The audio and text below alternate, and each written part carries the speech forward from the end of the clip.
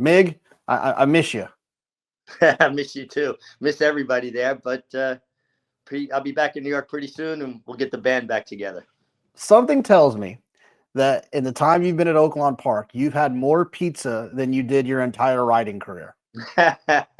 Well, DeLuca is the go-to, no doubt. You know what? I've become a bit of a connoisseur, an aficionado, is barbecue down here. And everywhere I go, because I go off exploring, I go hiking, I find a barbecue spot, and I got to try it. Right near the track, Blue Ember for the ribs, best. There you go. Well, let's get into this horse, Sandman. He's a horse that I've been on record a couple of times of just saying I think he's going to be overbet. And I think he's going to be overbet because he's one of those horses that deserves the attention he's getting. He's had trouble in a lot of starts, and then he has this big late flashy run. But Mig, let's just talk about closers in the Derby in general. How do you feel about closers in the Kentucky Derby, just considering the field size and the distance? Well, that's the difficulty. If you're on a closer, it's a 20-horse field, and in a situation where nobody's your friend. You know, in the Kentucky Derby, nobody gives any quarter. You're going to earn every piece of real estate that you're able to gain. So obviously he needs racing luck, right? And be able to negotiate his way through a big field. I thought the Arkansas Derby was a good dress rehearsal. Obviously not as big a field as the Kentucky Derby. And he got a very, very fast pace to help set up his late run, which certainly enhances his style. But historically in the Kentucky Derby, you get that kind of pace. Then, you know, it's up to Jose Ortiz, who maybe nobody's riding better in the country, except maybe his brother, Irad and Jose, you know, to work out that trip. Want to let folks know this video brought to you by our friends at TwinSpires.com. The Kentucky Derby Betting Challenge coming up on Derby Day. You can qualify all month long. TwinSpires.com. Navigate over to that tournaments tab.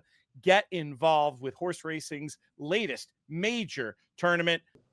Yeah, I mean, I think I think that you would, as a rider who's been in situations where you've gotten a setup, I think sometimes I would imagine you would disagree at times that it's just that simple. Oh, they got a setup. They won because they got a setup. There's still a lot of other variables that come into the situation of the race of getting a horse to run down horses in that situation. Yeah, I mean, you know, I guess it can be easy to dismiss a horse's effort because, yes, it played into their strength. But, you know, he made a long sustained run, which I think bodes well for him for the Kentucky Derby. Think about the horses that win derbies. Either they're, you know, just a super kind of freaky speed horse that can carry it. You know, we can go back Seattle Slew on and on and on. Or they can make a long sustained run, which he did in the Arkansas Derby. So I think that bodes well for him. Or you had that rare individual that can make two distinct runs, a run up into position, idle a bit, get a breather, and then kick on again.